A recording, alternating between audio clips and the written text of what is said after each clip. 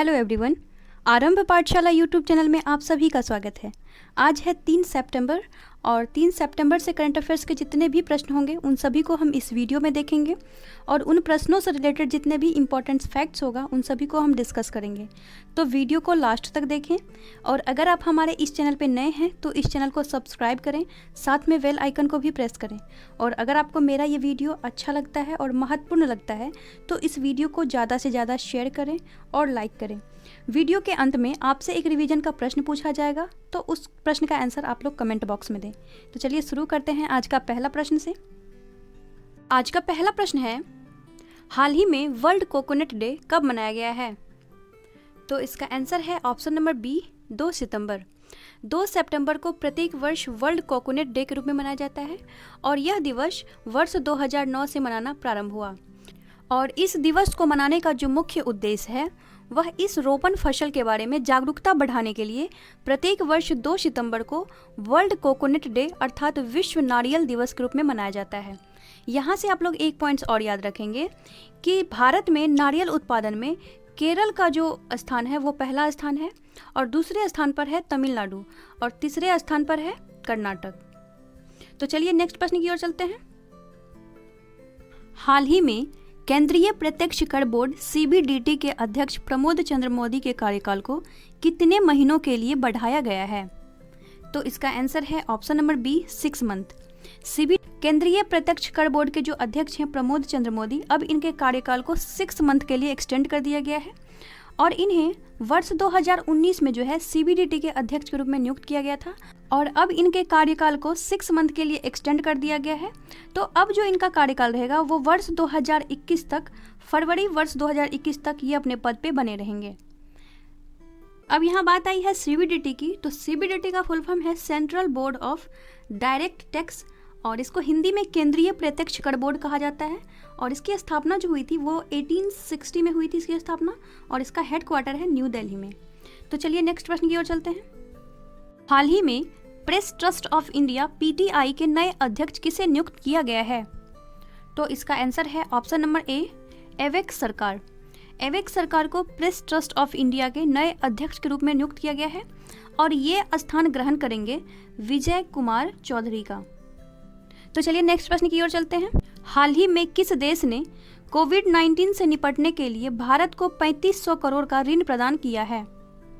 तो इसका आंसर है ऑप्शन नंबर ए, रूस। रूस ने कोविड-19 से निपटने के लिए भारत को 3500 करोड़ का ऋण प्रदान किया है।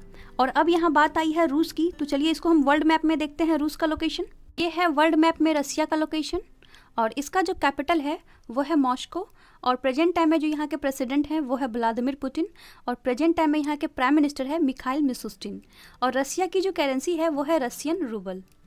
तो चलिए नेक्स्ट प्रश्न की ओर चलते हैं। हाल ही में इस वर्ष की ईज ऑफ डूइंग बिजनेस के रिपोर्ट को रोक दिया गया है, तो यह रिपोर्ट कौन जारी करता है? तो इसका आंसर है option number A, World Bank. Ease of doing business का जो रिपोर्ट पब्लिश किया जाता है वो वर्ल्ड बैंक के द्वारा किया जाता है और इस वर्ष की जो ईज ऑफ डूइंग बिजनेस की जो डाटा पब्लिश होने वाली थी वो वर्ल्ड बैंक के द्वारा इस पे बैन लगा दिया गया है और ऐसा इसलिए किया गया है क्योंकि पिछले वर्ष की जो ईज ऑफ डूइंग बिजनेस की जो डाटा पब्लिश की गई थी उस पर कुछ आपत्तियां जताई गई है। तो और इस वर्ष की जो ईज ऑफ डूइंग बिजनेस की जो रिपोर्ट पब्लिश होने वाली थी उस पर वर्ल्ड बैंक के द्वारा प्रतिबंध लगा दिया गया है और पिछले वर्ष की जो ईज ऑफ डूइंग बिजनेस की जो डाटा पब्लिश की गई थी उसमें भी कुछ करेक्शन किया जाएगा। और अब यहाँ बात आई है वर्ल्ड बैंक की, तो वर्ल्ड बैंक की स्थापना 1944 में किया गया था और इसका जो हेडक्वार्टर है वो है वॉशिंगटन डीसी में और प्रेजेंट टाइम में जो वर्ल्ड बैंक के प्रेसिडेंट हैं वो है डेविड मालपास और प्रेजेंट टाइम में जो वर्ल्ड बैंक के सीईओ हैं वो है अंशुला कांत। तो चलिए नेक्स्ट प्रश्न की ओर चलते हैं। हाल ही में किस महिला अधिकारी को केंद्रीय reserve police force CRPF Srinagar sector की महानिरीक्षक के रूप में नियुक्त किया गया है?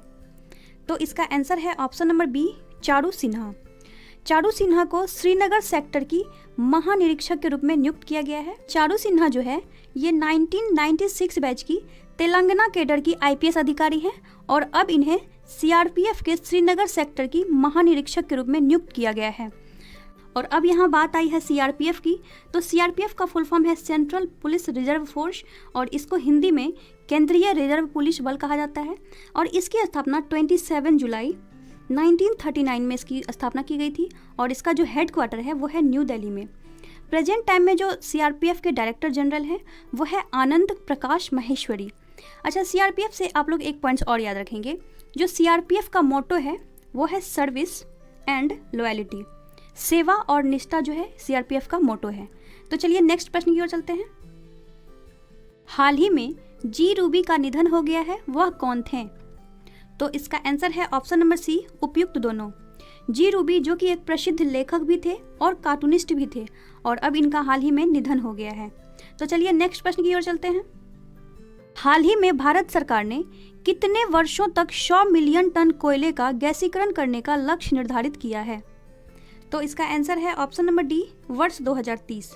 भारत सरकार ने पॉल्यूशन को कम करने के उद्देश्य से वर्ष 2030 तक 100 मिलियन टन कोयले का गैसीकरण करने का लक्ष्य निर्धारित किया है और जो हमारे प्रेजेंट टाइम के केंद्रीय कोयला एवं खनन मंत्री हैं वह है प्रहलाद जोशी।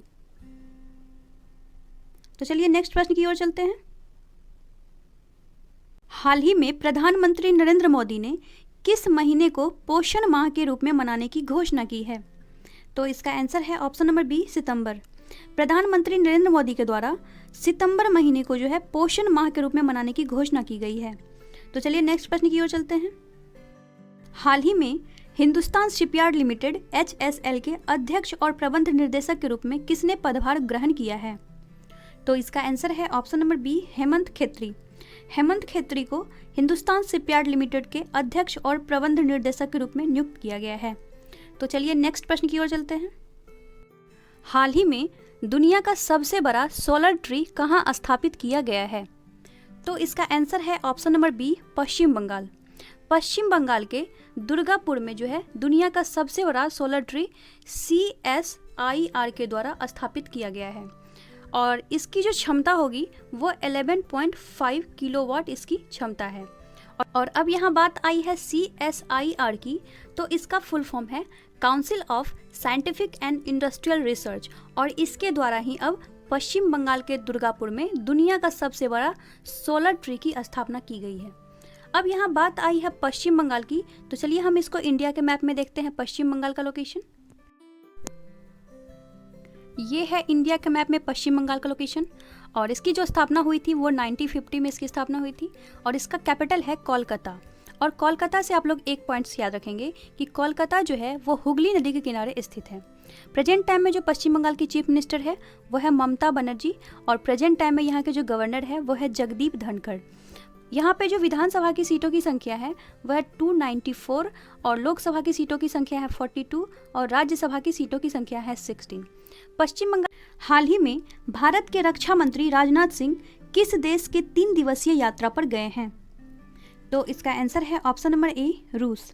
रूस का कैपिटल मॉस्को में संघाई सहयोग संगठन के रक्षा मंत्रियों के बैठक का आयोजन किया गया है और इस बैठक में भारत की ओर से भारत के रक्षा मंत्री राजनाथ सिंह इसमें भाग लेंगे और इस बैठक के अलावा वे सामूहिक सुरक्षा संधि संगठन और स्वतंत्र राज्यों के राष्ट्रमंडल की बैठक, इन दोनों बैठक में भी वो भाग लेंगे। और अब यहाँ बात आई है रूस की, तो रूस का जो कैपिटल है वो है मॉस्को और यहाँ की जो करेंसी है वो है रशियन रूबल। प्रेजेंट टाइम में जो यहाँ के प्रेसिडेंट है वो है व्लादिमीर पुतिन और प्रेजेंट टाइम में जो यहाँ के प्राइम मिनिस्टर है वो है मिखाइल मिशुस्तिन। तो चलिए नेक्स्ट प्रश्न की ओर चलते हैं। हाल ही में the big thoughts of little love नामक पुस्तक किसके द्वारा लिखी गई है? तो इसका आंसर है option number C, Karan Johar. Karan Johar ने the big thoughts of little love नामक पुस्तक लिखी है और यह पुस्तक जो है उनके 2 बच्चों पर आधारित है जिनको कि उन्होंने एडॉप्ट किया था और इस बुक को जो है जुगेड नॉट बुक पब्लिकेशन के द्वारा पब्लिश किया जाएगा।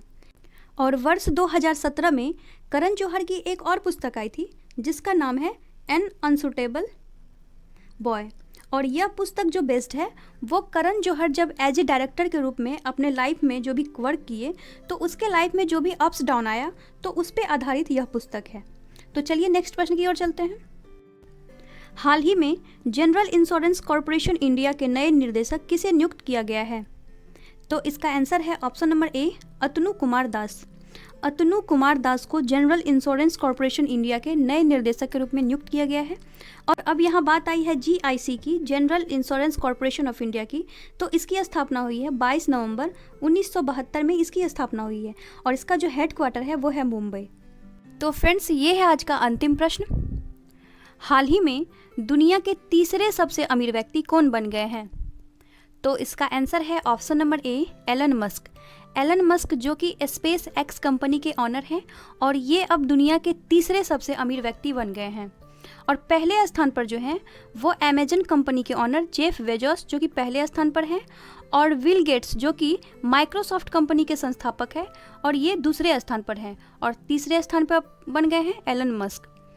तो चलिए आज के रिवीजन के प्रश्न की ओर चलते हैं।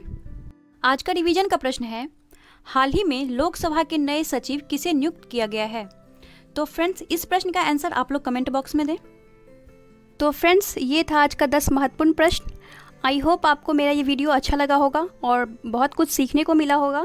और अगर आपको मेरा ये वीडियो अच्छा लगा है तो इस वीडियो को लाइक करें और ज़्यादा से ज़्यादा शेयर करें, और एटलीस्ट 1 स्टडी ग्रुप में इस वीडियो को अवश्य शेयर करें। और अभी तक आप हमारे इस चैनल को सब्सक्राइब नहीं किए हैं तो इस चैनल को सब्सक्राइब करें और साथ में बेल आइकन को ज़रूर प्रेस करें, क्योंकि जब तक आप बेल आइकन को प्रेस नहीं करते हैं तब तक आपको मेरे किसी भी वीडियो की नोटिफिकेशन प्राप्त नहीं हो पाएगी।